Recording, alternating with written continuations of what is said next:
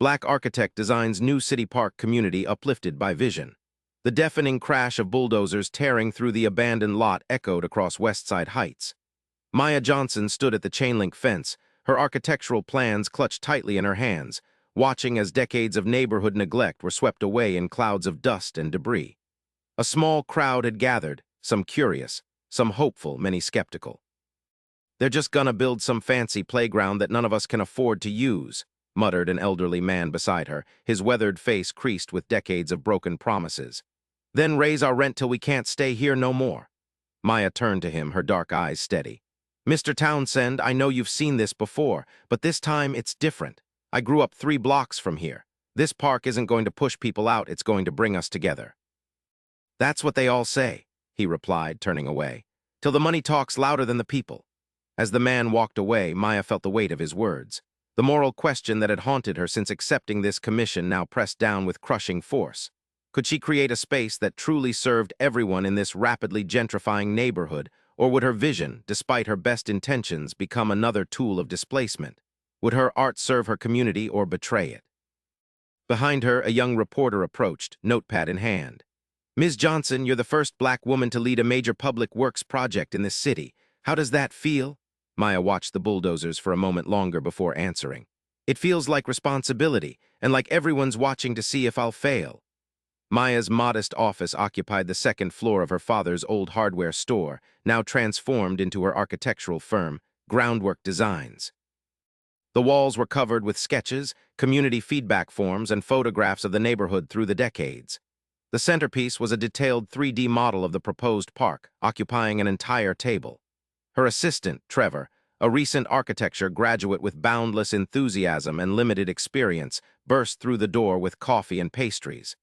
"The community board meeting is confirmed for Thursday," he announced, setting down the coffee. "And the contractor called. They hit some kind of old foundation when clearing the site. They need you to come take a look." Maya sighed, pushing back her braided hair. At 35, she'd spent over a decade fighting for a seat at the table in a profession dominated by white men. Now she had her dream project, transforming a neglected 5-acre lot into a community park that would serve Westside Heights, a historically black neighborhood facing rapid gentrification. "Did they stop work?" she asked, reaching for her coffee. "For now," Trevor replied, studying the model. "This is still the most amazing opportunity. The mayor's office backing a community-led design, that never happens." Maya's smile didn't reach her eyes. "It happens when they need good press after approving 3 luxury condo developments in the same neighborhood." The phone rang. Maya glanced at the caller ID and grimaced. "Councilman Blake again." She put the call on speaker. "Good morning, Councilman." "Maya. Just checking in on our little park project." His voice was artificially cheerful. "The mayor's very excited about the ribbon cutting next spring. Wanted to make sure we're on schedule and, on vision." Maya's jaw tightened at "our" and "little." "We encountered some structural issues this morning, but nothing that should impact the timeline," she replied carefully. "As for the vision, it remains exactly what the community approved, a multi-use space that serves families, seniors, and youth with equal consideration." "Wonderful, wonderful," Blake said quickly. "Just remember we're hoping for something impressive, something that shows the city's commitment to revitalizing the area." "Revitalizing doesn't have to mean replacing, Councilman," Maya said firmly. "The design celebrates what's already here, the people, the history, the culture." After ending the call, Trevor looked concerned. "They're not going to try to change the design, are they?" Maya stared at the model, at the carefully planned spaces designed not just for aesthetics, but for community connection. "Not if I can help it, but we need to get the neighborhood more involved, visibly involved. I want so many community fingerprints on this project that no one can hijack it." The truth she didn't voice was more complex. Maya had fought hard to succeed in a field where less than 2% of licensed architects were black women. She'd clawed her way up, working twice as hard for half the recognition. This park wasn't just her first major public commission. It was a chance to prove that architecture could be a tool for social justice, not just displacement. But the pressure was immense. Fail, and she'd be proving right everyone who'd ever doubted her. Succeed too well, and she might accelerate the very gentrification threatening to erase her community. The path between these outcomes felt narrower by the day. At the construction site, Maya met with Carlo, the construction foreman. His crew had uncovered what appeared to be the foundation of an old building. "Looks like it might have been a meeting hall or something," Carlo explained, leading her to the excavation. Has these strange markings on the cornerstone. Maya crouched down, brushing away dirt from the weathered stone. Carved into it was a faded symbol, a circle with hands clasped inside. The Unity Society, she whispered, recognition dawning. You know what this is? Carlo asked. Maya nodded slowly. My grandmother used to talk about it. It was a mutual aid society founded after the Great Migration. Black families who came north pooled resources to help each other with housing, jobs, education. She ran her fingers over the worn stone. I thought it was just neighborhood legend. So what do we do? City regulations say we need to report any historical findings, but that could delay the project by months. Maya stood, mind racing. Delays would give the city an excuse to scale back or take control, but erasing this history felt wrong on a fundamental level. Document everything, she decided. Photograph it, map it. I want to know exactly what's here before we make any decisions. As Carlo went to get his team, Maya's phone rang again. It was Darius Washington, president of the Westside Heights Neighborhood Association and her former high school classmate. Just got a call from some developer named Vance, Darius said without preamble. Says he's partnering with the city on the park project. Wants to meet with the association about exciting enhancements to your design. Maya's stomach dropped. This is the first I'm hearing about any partner. That's what I figured, Darius replied. Meeting's tomorrow night. You should be there. After hanging up, Maya stared at the uncovered foundation, a physical reminder of how her community had once come together to protect itself. History was repeating, but with different players, developers instead of redlining, urban renewal instead of segregation. The tools of displacement had become more sophisticated, but the result was the same. Back at her office, Maya found Trevor arguing with a well-dressed man who radiated corporate confidence. Ms. Johnson, the man said smoothly, extending his hand. Robert Vance, Ascension Partners, I've been trying to reach you. Maya didn't take his hand. I hear you've been reaching out to the Neighborhood Association as well. Something about enhancing my design? Vance's smile didn't waver. The city has brought us on as a public-private partner to ensure this project reaches its full potential. We have experience with similar revitalization initiatives across the country. This isn't a revitalization initiative, Maya countered.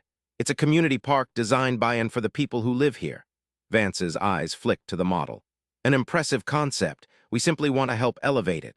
Perhaps add some retail spaces along the perimeter. Local businesses could rent kiosks. A branded playground area sponsored by one of our partners. A performance space that could be rented for events. Commercializing public space, Maya translated flatly. Activating underutilized assets, Vance corrected. The city's budget for this project is limited. With our involvement, everyone wins. The community gets a world-class park, the city gets economic development, and yes, our investors see a return. And the people who can't afford the new rents when property values rise, what do they win? Vance sighed as if dealing with a naive child. Progress has costs, Ms. Johnson, but it also creates opportunities. Wouldn't you rather be part of shaping that progress than standing in its way? After Vance left, Trevor looked shell-shocked. Can they really do this? Just come in and change everything? Maya stared at her model, at the spaces designed for community gardens, for elders to teach children, for teenagers to have safe gathering spots. Not without a fight. The community center was packed for the neighborhood association meeting. Maya sat with her grandmother, Esther, a formidable 83-year-old who had been a civil rights activist in her youth and remained a neighborhood matriarch. Just like when they put that highway through the east side in '68, Esther muttered, eyeing Vance and two city officials seated at the front. All smiles while they're slicing us up. Robert Vance presented Ascension Partners' enhanced vision with a slick digital presentation.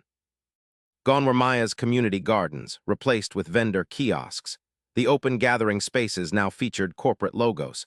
A premium section with paid activities dominated what had been free recreational areas. This represents a $3 million private investment on top of the city's commitment, Vance concluded smoothly.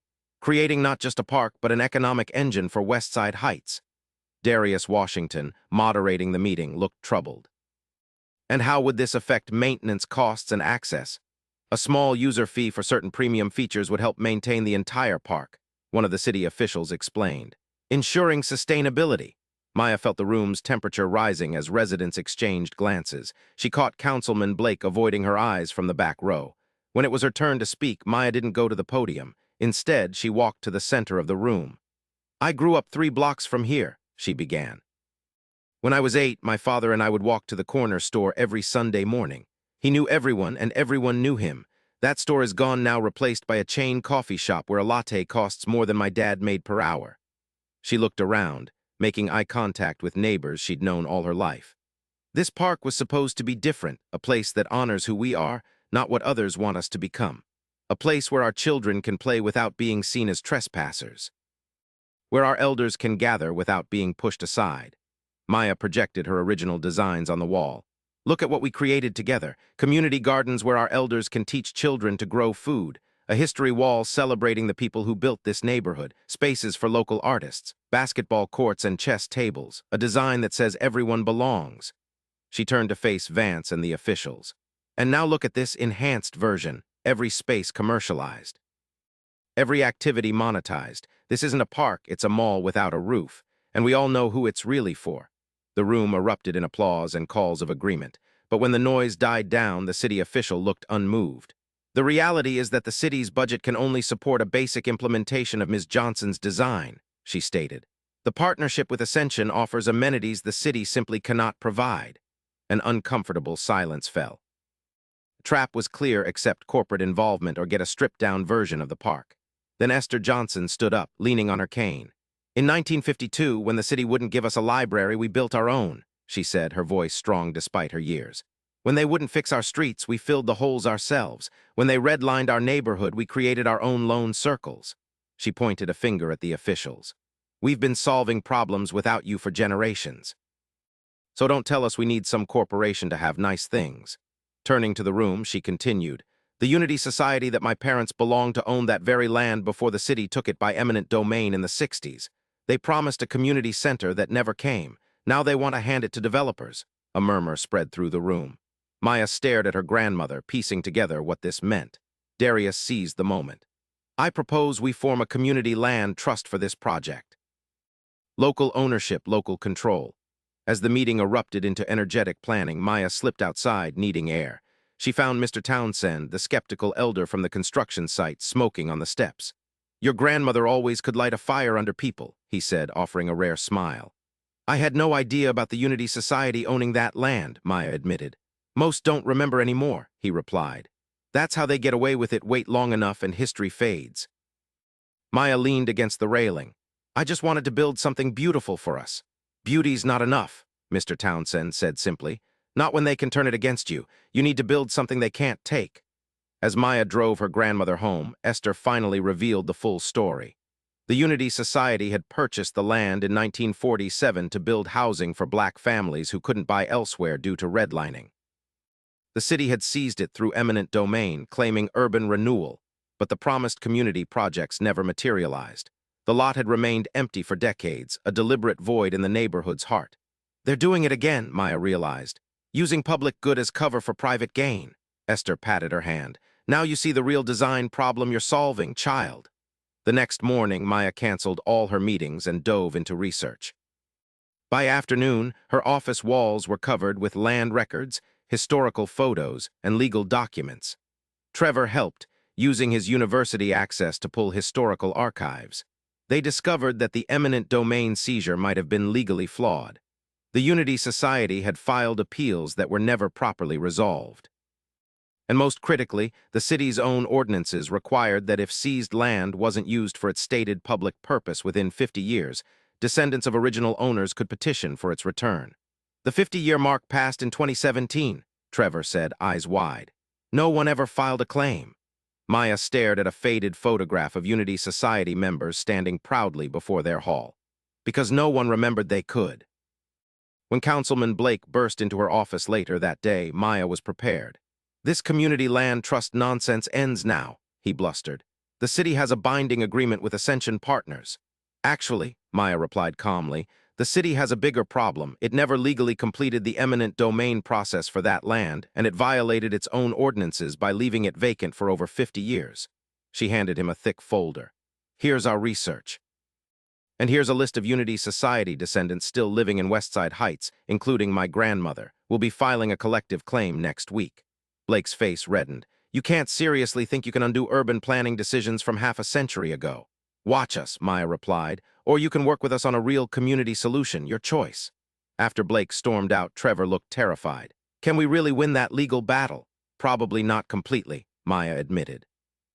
But we can delay the project for years, generate terrible press for the city and Ascension, and force real negotiation. The strategy worked better than expected. By the following week, faced with community outrage, potential legal challenges, and growing media attention, the city and Ascension partners agreed to negotiate. The result was unprecedented. A community land trust would own the land, leasing a portion to the city for the park. Maya's original design would be implemented, with a memorial to the Unity Society incorporated into the uncovered foundation. Most importantly, the trust would have majority control over any future changes, ensuring the park remained accountable to residents. 6 months later, construction was well underway. Maya had hired local workers whenever possible, including apprenticeships for neighborhood youth interested in construction trades. The site had become a community hub even before completion, with regular tour, volunteer days, and planning sessions for future programming. But success brought new tensions. Media coverage of the innovative community-led project attracted outside attention. Real estate listings began describing properties as near the exciting new Westside Heritage Park. Rents were already rising on blocks surrounding the site. After a community meeting where housing concerns dominated the discussion, Maya found herself sitting with Darius on a half-finished bench in what would become the park's central plaza.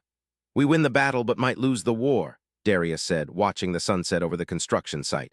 "People are already getting priced out." Maya had been wrestling with the same fear. "We need to expand the land trust model, start buying properties to keep them affordable." "With what money?" Darius asked. Maya hesitated, then shared the idea she'd been developing. "What if we leverage the attention on this project, create a fund where developers who want to build in Westside Heights contribute to neighborhood stabilization?" "Voluntary donations?" Darius scoffed. "They'll never go for it." "Not donations, requirements," Maya clarified. "Darius, you've seen how this project has changed the conversation. We have political capital now. Let's use it to push for a community benefits ordinance."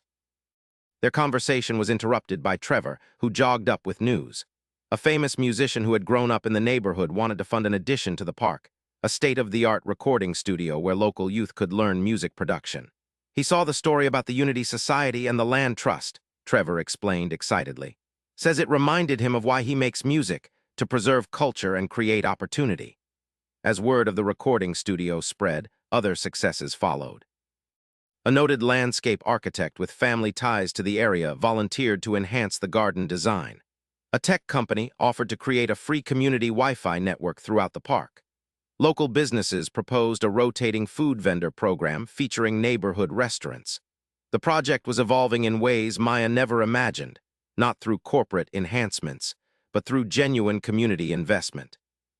People who had roots in Westside Heights, who understood its value beyond real estate prices, were contributing their resources and talents. But as the park's profile rose, so did the neighborhood's desirability. Despite their efforts, eviction notices increased. Some longtime businesses couldn't afford renewed leases. The Community Land Trust was racing to purchase properties, but demand was outpacing their resources. At a particularly tense neighborhood meeting, residents voiced growing fears. "What good is a beautiful park if we're not here to enjoy it?" demanded a mother of 3 facing a 40% rent increase.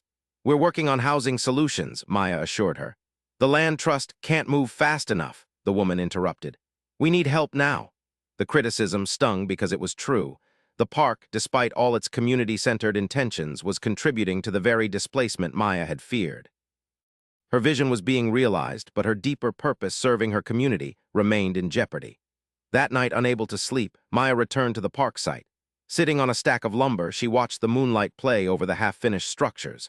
All her life, she'd believed in the power of physical spaces to shape human experience. But now she questioned whether any design could stand against the tide of economic forces pushing her community out. A sound made her turn. Mr. Townsend approached, taking a seat beside her. "Figured I'd find you here," he said. "Heard about today's meeting." "I'm starting to think you were right," Maya admitted. "Maybe this park is just another way to push people out, no matter how well-intentioned." Mr. Townsend was quiet for a moment. "You know, when they tore down the old Unity Hall, my father saved a piece of it, just a brick, kept it on our mantle my whole life. Said it reminded him that what matters isn't the building, but what happens inside it." He gazed at the construction site. "This park isn't the solution. It's a tool, like that brick. What matters is what we build with it." His words crystallized something Maya had been feeling but couldn't articulate. The park alone couldn't save Westside Heights, but perhaps it could be the foundation for something larger, a movement to reclaim not just land but agency. The next morning, Maya called an emergency meeting with the Land Trust Board, community leaders, and her design team. She arrived with a radical proposal: pivot the park's completion into the launch of a broader neighborhood preservation initiative. "We've been thinking too small," she explained. "A park, even a community-owned one, isn't enough. We need to build an ecosystem of community ownership." Her proposal was ambitious: use the park's opening as a platform to announce a comprehensive neighborhood stabilization plan. Leverage media attention to launch a major fundraising campaign for the Land Trust. Secure commitments from local politicians for anti-displacement policies. Create a community development corporation to build affordable housing and support local businesses. The park becomes phase one of a larger vision, Maya concluded. Not just a place to gather, but the center of a movement to ensure Westside Heights remains home for the people who built it. The response was cautious optimism. The ideas were sound, but the scale was daunting. Still, with no better alternatives, the group agreed to try. What followed were the most intense months of Maya's career. By day, she supervised the park's construction, ensuring every detail of the community-approved design was faithfully executed. By night, she worked with an expanding coalition of residents, activists, and allies to develop the Westside Heritage Initiative. As the park neared completion, momentum built. A state senator who had grown up in the neighborhood introduced legislation to fund community land trusts.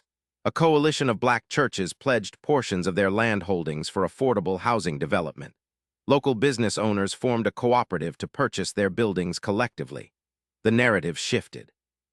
What had begun as a story about a park became a story about a neighborhood fighting for self-determination and winning. National media covered the emerging model of community ownership. Foundations and impact investors expressed interest in supporting the initiative. 3 weeks before the scheduled opening, Maya led a special tour for Esther and other elders who had memories of the Unity Society. They walked slowly through the nearly completed park, stopping at the memorial built around the uncovered cornerstone. "We've incorporated the original foundation into the design," Maya explained. "The old walls outline a gathering space, and we've used salvaged bricks to create seating areas."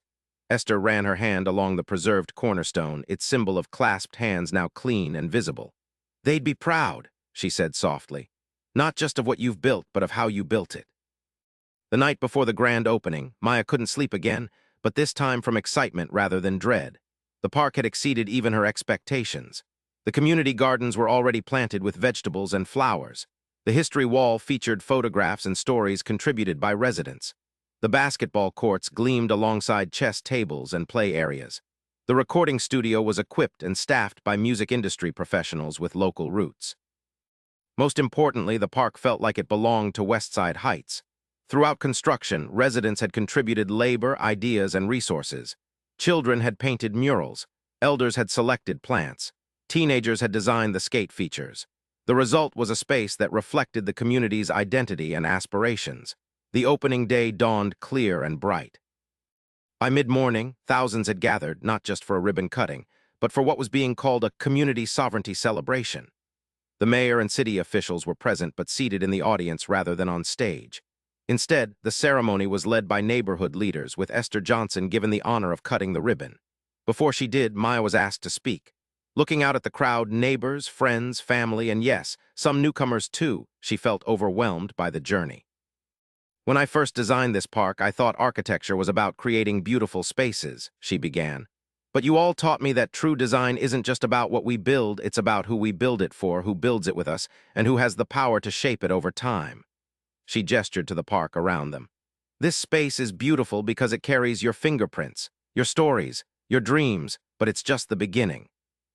Maya unveiled the broader Westside Heritage Initiative, announcing the first major victories: seed funding for the Community Development Corporation, commitments from officials to pass anti-displacement policies, and most symbolically, the city's agreement to formally acknowledge the illegal seizure of Unity Society land and establish a reparations fund for descendants.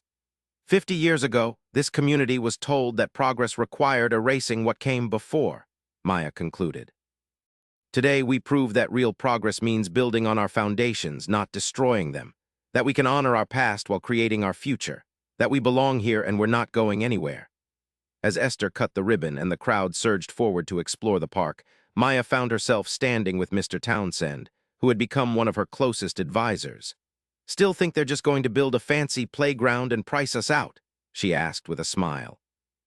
He chuckled, watching children of all backgrounds race toward the playground. "This round goes to us, but the fight isn't over." "No," Maya agreed, her gaze shifting to the community center where planning meetings for the next phase would begin the following week. "It's just beginning." The park was magnificent, but it was the new sense of possibility it represented that truly transformed Westside Heights. Residents who had felt powerless against market forces now saw themselves as agents of change. Young people who had planned to leave now imagined futures in the neighborhood. Elders who had witnessed decades of broken promises now participated in fulfilling new ones. Maya Johnson had set out to design a park.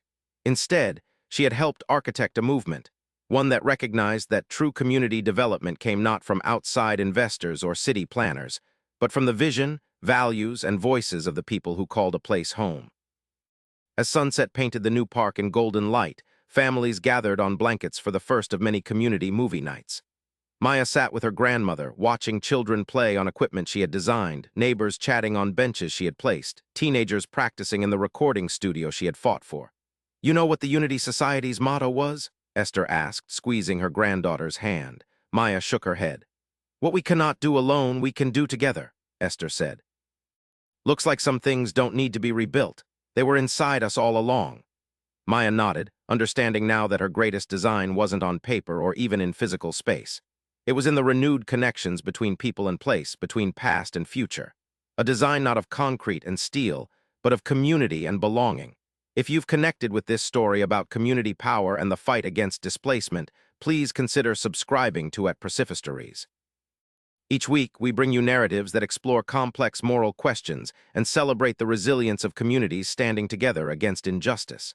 As the light faded and stars appeared above the park, Maya Johnson looked around at what they had created, not just a beautiful space, but a beautiful example of what was possible when people refused to be designed out of their own communities. "What are you thinking about?" Esther asked, noticing her granddaughter's contemplative expression. Maya smiled. "The next blueprint. How has your community fought to preserve its identity and history in the face of change? Share your thoughts in the comments, and join our At Persifistories family for more narratives that explore the power of collective action and moral courage in creating the world we wish to see.